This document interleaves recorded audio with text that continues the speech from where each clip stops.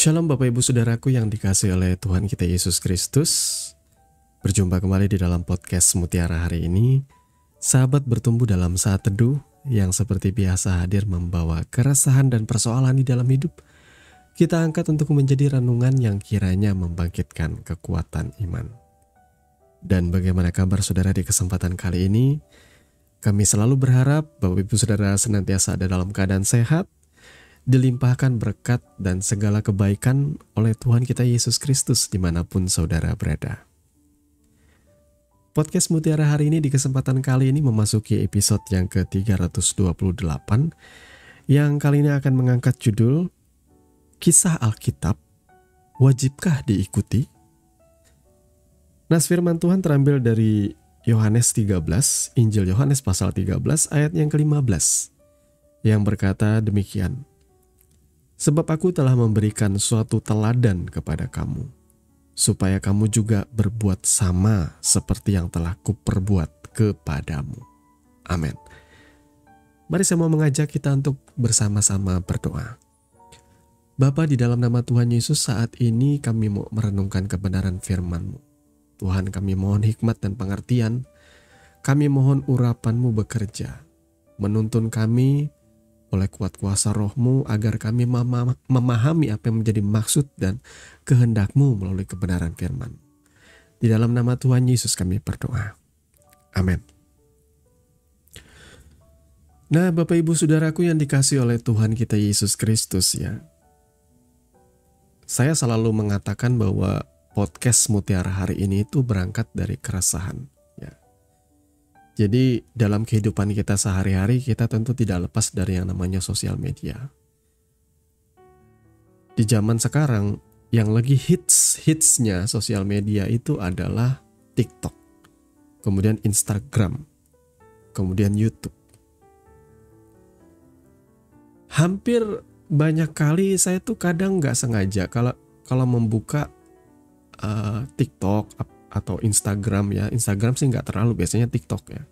Atau entah ini karena FYP, karena kadang-kadang saya suka lama ngelihat satu video, jadi selalu dicarikan nih sama TikToknya nih, apa istilahnya itu ya, dicarikan sama TikToknya video-video yang sama seperti itu, yang menjadi FYP buat saya ya. Algoritmanya TikTok seperti itu. Saya kebetulan pernah menonton satu video ya yang mengomentari tentang kitab suci orang Kristen. Nah, saudara tidak usah tanya karena ini jelas dibikin oleh oknum di luar kekristenan atau oknum non-Kristen. Mereka membuat video sebuah narasi yang pendek, kemudian dengan backsound yang tampaknya seperti lagu-lagu ejekan seperti itu ya. Isinya mengkritisi kitab sucinya orang Kristen, orang percaya. Katanya banyak tulisan-tulisan di dalam Alkitab itu dan diberikan contoh di sana yang seakan-akan menganjurkan pembunuhan, seakan-akan menganjurkan melakukan kesadisan. Ya. Sehingga akhirnya ini mendorong saya untuk membuat ya, atau merekam atau recording podcast ini ya. Tujuannya supaya kita semua orang-orang Kristen, khususnya jemaat Kristen yang masih awam, supaya saudara tidak mudah tersesat. Dan di sini ada fallacy-nya, ada kesalahan di dalam pemahaman akan kitab suci ya. Sekali lagi, ketika ada orang dari keyakinan lain mengomentari kekristenan, tentu dia akan melihat itu dari kacamata agamanya. Sementara kacamata agamanya itu berbeda dengan sudut pandang kekristenan. Nah, kalau di dalam kekristenan, kitab suci kita ini tidak hanya berisi ya, kitab suci itu memang firman Allah seperti itu, tetapi firman Allah dalam hal ini tidak selalu berarti isinya perintah, tidak selalu isinya nasihat, tidak selalu isinya berisi tujuan-tujuan yang harus dilakukan oleh umat Tuhan. Tidak seperti itu. Jadi Alkitab atau kitab suci orang percaya, orang Kristen itu kan terdiri dari Perjanjian Lama dan Perjanjian Baru. Perjanjian Lama dalam hal ini itu adalah plek ketiplaknya Tanak atau kitab suci umat Yahudi. Tanak Ibrani, Kejadian, 5 kitab Taurat, kemudian kitab sejarah, kemudian tulisan-tulisan. Ya, 5 kitab. Kitab Torah, kitab Nabi atau Neviim, kitab sejarah, dan kitab tulisan-tulisan. Ya. Jadi kita tidak bisa serta-merta beranggapan dari sudut pandang agama saya dengan menggunakan kacamata agama saya untuk sok tahu akan agama lain atau akan keyakinan di dalam kekristenan. Nggak bisa. Karena beda. Tapi ya sekarang itu ya memang eranya seperti itu. Orang banyak hoax-hoax yang tersebar, banyak narasi-narasi atau asumsi-asumsi pribadi yang dimasukkan, padahal di dalam kekristenan yang seperti itu adalah konsep-konsep fallacy atau kesalahpahaman, kesalahpenafsiran dan sebagainya. Saya mau menjelaskan terlebih dahulu saudaraku ya, bahwa Alkitab itu ditulis oleh banyak saksi. Alkitab di dalam kekristenan baik Perjanjian Lama maupun Perjanjian Baru itu ditulis oleh banyak saksi. Saksi dalam hal ini adalah manusia. Saksi dalam hal ini ialah nabi. Bisa jadi juga mereka adalah murid Kristus. Saksi dalam hal ini juga bicara sejarawan, orang-orang yang takut akan Tuhan yang dipakai oleh Tuhan. Karena saya percaya Tuhan tidak hanya memakai tidak sekedar hanya nabi, dia juga bisa memakai seorang ahli Taurat di dalam Alkitab untuk menulis. Dia bisa memakai saksi-saksi mata. Tetapi yang pasti yang kita harus sepakati ialah 2 Petrus pasalnya yang ke 1 ya, 2 Petrus 1, 2 Petrus pertama. Ayat 20 dan 21 berkata, bahwa yang terutama harus kamu ketahui ialah bahwa nubuat-nubuat dalam kitab suci tidak boleh ditafsirkan menurut kehendak sendiri. Yang ke-21, sebab tidak pernah nubuat dihasilkan oleh kehendak manusia, tetapi oleh dorongan Roh Kudus orang-orang berbicara atas nama Allah. Jadi tulisan-tulisan dalam kitab suci itu kan berisi nubuat-nubuat yang sebenarnya tidak boleh ditafsirkan sekehendak perut saudara. Apalagi dengan asumsi pribadi di masa yang sekarang. Dari sudut pandang orang Indonesia pula kan. Karena Alkitab, orang percaya Alkitab kita orang Kristen ini ditulis dari sudut pandang orang Yahudi. Dari penulis Yahudi, karena murid Yesus juga kebanyakan orang Yahudi. Apalagi kita Perjanjian Lama, ditulis memang oleh keturunan Yahudi. Musa itu adalah keturunan suku Lewi, keturunan Israel, saudara ya. Ini fakta sejarah. Jadi Musa itu bukan orang dari Arab Saudi, bukan dari keturunan Turki atau apapun juga. Musa, Nabi Musa itu adalah keturunan Lewi dari suku Israel. Jadi dia termasuk bilangan bangsa Yahudi. Nah, saudaraku yang dikasih oleh Tuhan kita Yesus Kristus, di sini dengan jelas dikatakan bahwa nubuat-nubuat itu diilhamkan, dorongan Roh Kudus. Maka saya tidak akan mengklaim bahwa Perjanjian Lama, Perjanjian Baru itu bukanlah kitab yang turun dari surga. Ini kita harus luruskan ya. Konsep di dalam kekristenan, Alkitab itu tidak diturunkan. Tidak diturunkan oleh Tuhan, bukan dari surga. Alkitab itu ditulis oleh saksi-saksi dan oleh banyak saksi. Beberapa di antaranya adalah nabi-nabi, sejarawan, ahli Taurat, murid-murid Yesus di dalam perjanjian baru. Tetapi mereka menulis tidak sembarangan menulis. Mereka diilhamkan oleh Roh Kudus. Dan mereka juga mencatat sejarah yang mereka lihat dari sudut pandang mereka.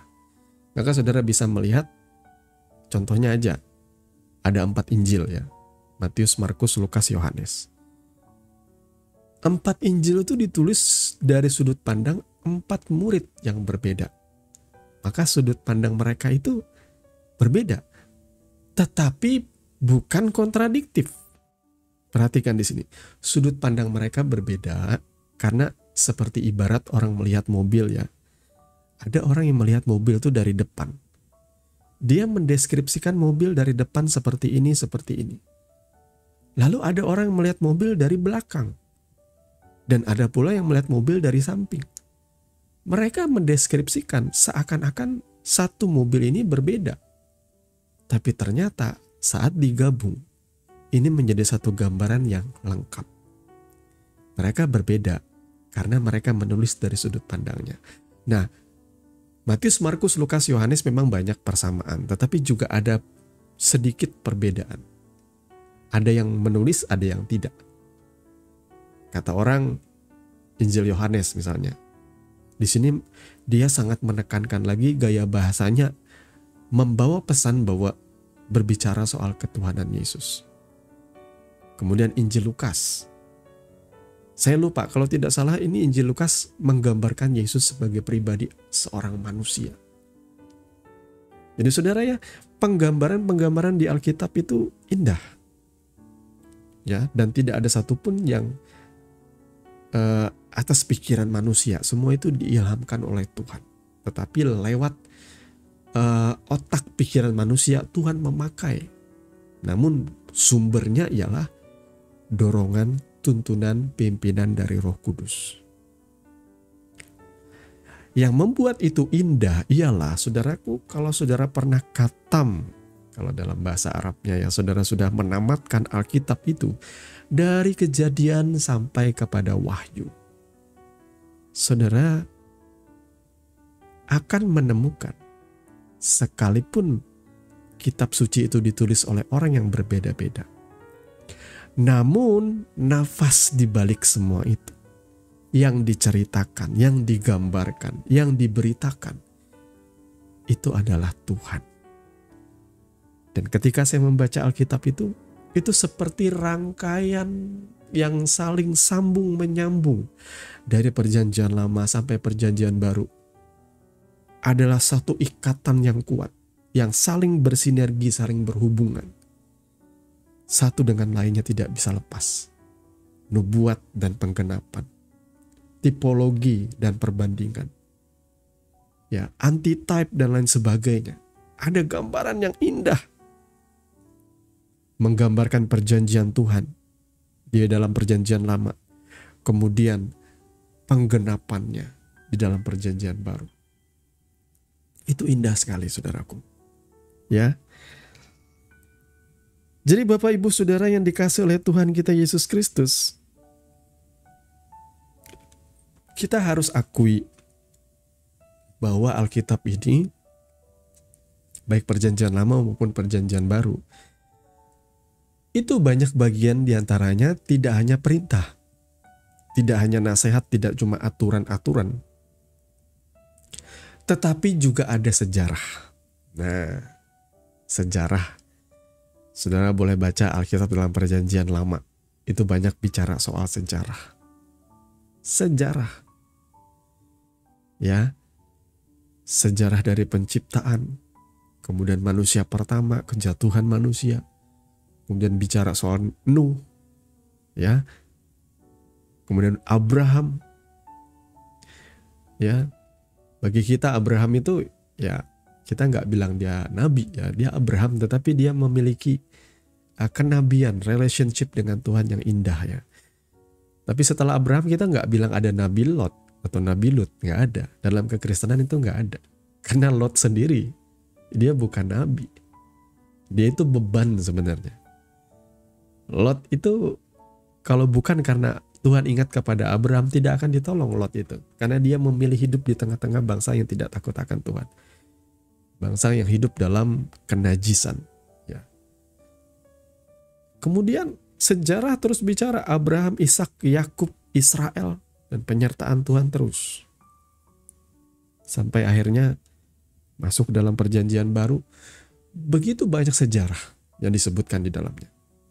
Nah, kita kembali kepada judul khotbah atau judul renungan hari ini. Kisah Alkitab wajibkah diikuti? Nah, di dalam perjanjian lama ada banyak contoh-contoh atau ada banyak kisah-kisah yang sadis. Contoh di dalam zaman raja-raja, ada kudeta, saling membunuh demi kekuasaan. Kemudian ada kisah-kisah yang sumbang. Ya, saudaraku, beberapa di antaranya kisahnya lumayan memalukan ya. Contohnya Lot dan keluarganya seperti yang saya sebut tadi. Kemudian Daud.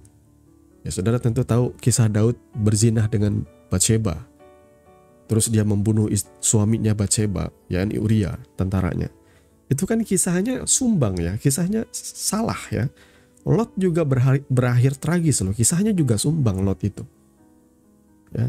Lot dan anak-anaknya itu sumbang kisahnya.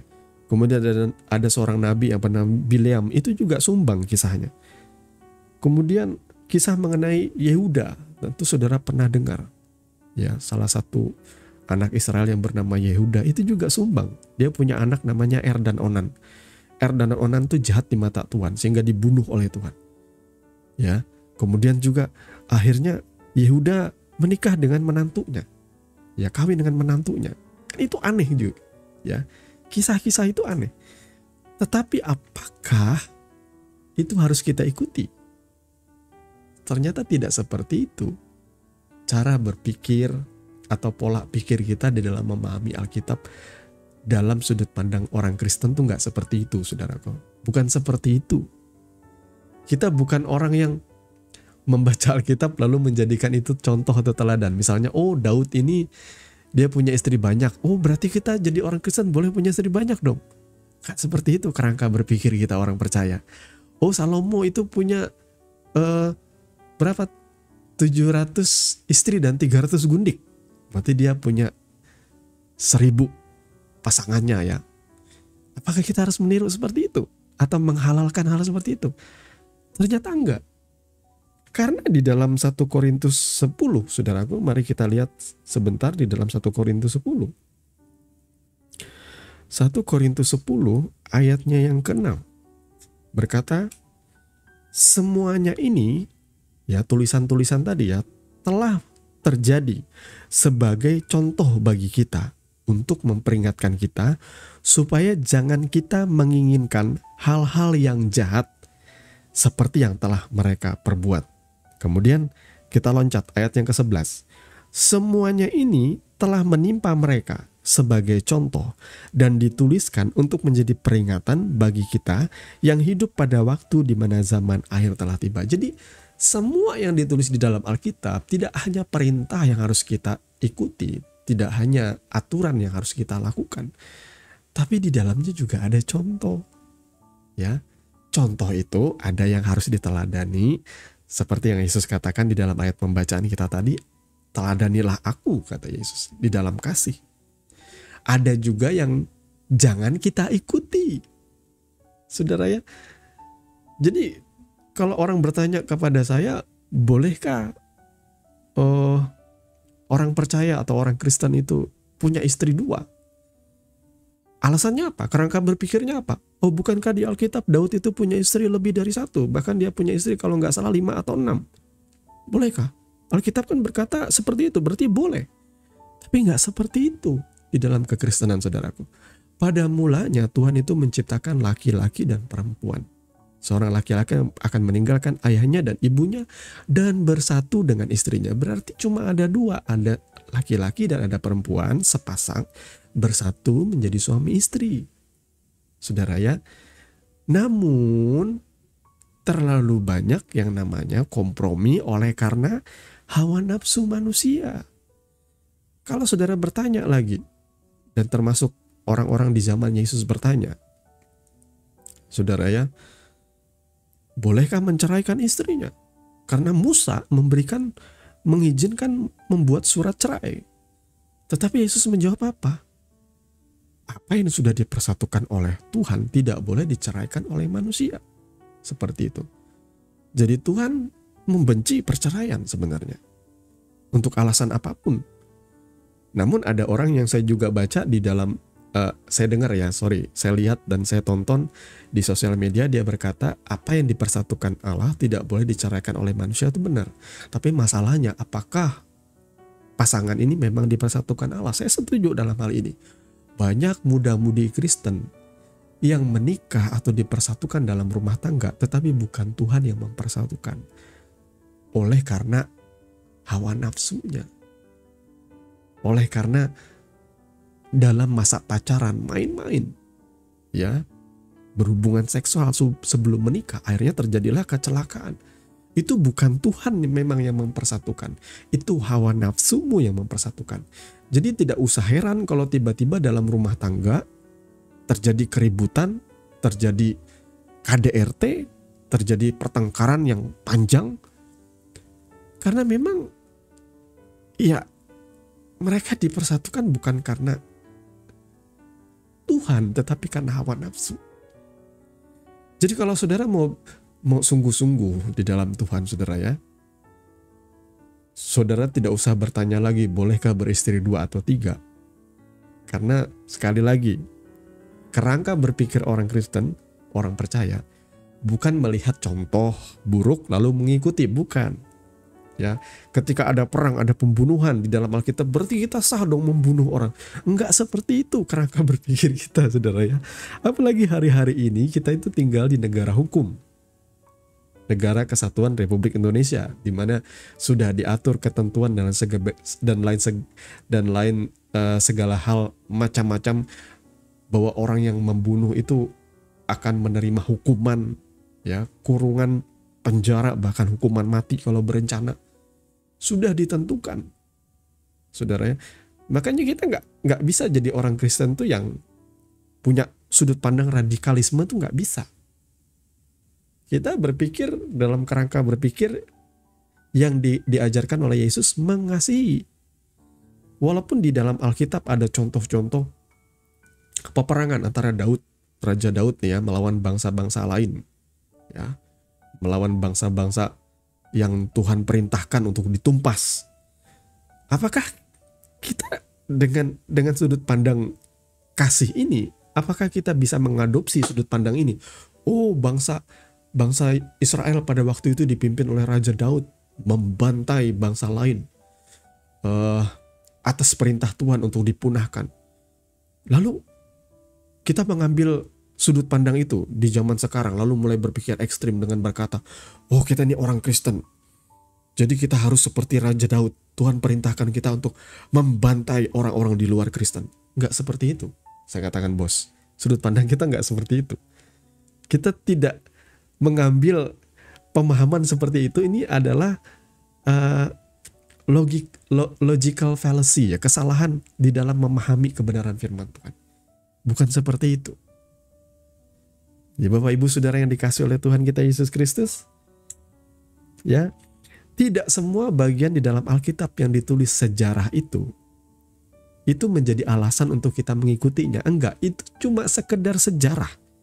Dimana ketika kita belajar sejarah itu, kita akan memahami Tuhan di balik itu semua. Ya, kita akan memahami Tuhan.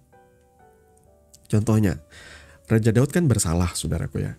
Ketika dia cuma manusia biasa, sekali lagi. Dia memang bergaul dengan Tuhan.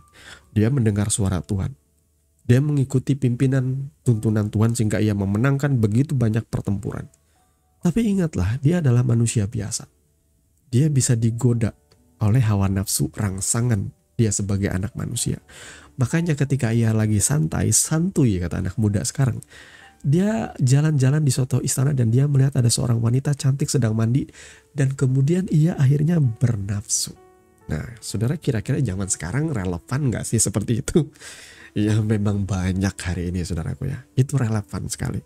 Banyak orang mudah ketika sudah mencapai titik level kekuasaan yang tinggi, punya banyak uang. Ya, suami-suami ketika sudah jadi kaya dan punya banyak ini biasanya punya sugar baby, bisa punya banyak selingkuhan di luar sana. Itu relevan dengan zaman sekarang. Banyak orang jatuh dalam perzinahan. Daud pun jatuh. Dan tidak hanya sampai di situ, Daud bahkan merencanakan pembunuhan. Karena apa? Dia pengen jaga image-nya. Dia nggak pengen kejahatannya itu terendus. Karena si wanita ini, istri daripada Uria ini hamil. Oleh karena dia, maka dia mencari jalan keluar di mana otaknya boleh berpikir, disitulah kejahatan timbul. Dan akhirnya ada pembunuhan berencana. Apakah Tuhan tinggal diam? Tidak. Kalau saudara membaca kisah Daud, keturunan Daud itu hampir selalu ada kasus pedang. Ada bunuh-bunuhan. Karena apa? Karena Daud membawa masuk pembunuhan itu ke dalam rumah tangganya. Makanya saudara bisa baca kisah selanjutnya. Ya, pembunuhan yang terjadi dilakukan oleh Absalom terhadap anaknya Daud sendiri yang bernama Amnon. Karena Amnon memerkosa Tamar. Ya. Kemudian Absalom melakukan kudeta. Pokoknya ini yang terjadi ketika Daud berzinah dengan siapa namanya? Batsheba ya. Dia diam-diam. Tapi pembalasan Tuhan, ada konsekuensi terhadap dosa dan kesalahan. Pembalasan Tuhan. Daud juga dipermalukan di depan banyak orang, dipertontonkan di mana Absalom memperkosa istri-istri Daud di depan umum. Itu kejam, itu sadis, itu bukan untuk diikuti. Tapi inilah hukumnya pada waktu itu. Ketika Absalom melakukan kudeta, dia mempermalukan Daud. Ingat saudaraku ya, apa yang dilakukan Daud dibalaskan Tuhan berkali-kali. Saudara harus perhatikan ya, ketika Daud jahat, melakukan hal yang jahat itu akan dibalaskan Tuhan berkali-kali lipat. Jadi Tuhan tidak tinggal diam dengan dosa Daud. Tidak ada istilahnya seenaknya orang berbuat dosa tanpa menanggung konsekuensi, enggak ada. Kalau saudara sudah membunuh orang, saudara harus masuk penjara sampai selesai masa hukumanmu. Seperti itu. Ya, itu namanya konsekuensi. Apakah engkau diampuni ketika engkau mengakui engkau sudah membunuh orang, engkau sudah melakukan hal yang jahat? Engkau diampuni oleh Tuhan. Tetapi badanmu harus tetap menanggung konsekuensi itu. Masuk penjara kau sana. Belajar. Dihukum oleh Tuhan. Itu namanya konsekuensi. Yang indah hanya dari kisah Daud ialah ketika ia dikudeta oleh anaknya. Dia takluk sama Tuhan. Disinilah kita belajar dari Raja Daud. Dia merendahkan diri di hadapan Tuhan. Dia tidak berusaha untuk mengambil alih kekuasaan itu dengan cara bertempur atau berperang dengan anaknya. Dia gak mau. Dia lebih memilih untuk angkat kaki dari kerajaannya. Dan dengan sendirinya Absalom itu mati. Di dalam perburuannya terhadap Raja Daud. Karena dia begitu marah, dia begitu benci. Dia mengikhtiarkan untuk membunuh Raja Daud. Tetapi dalam prosesnya ternyata dia yang dibunuh oleh salah satu panglima Daud. Jadi saudara lihat di sini ya. Semua yang ditulis itu ada kisah kan, ada contoh kan. Di sini saudara akan mendapatkan hikmat pengertian. Oh iya, sebagai orang percaya aku tidak boleh seperti ini.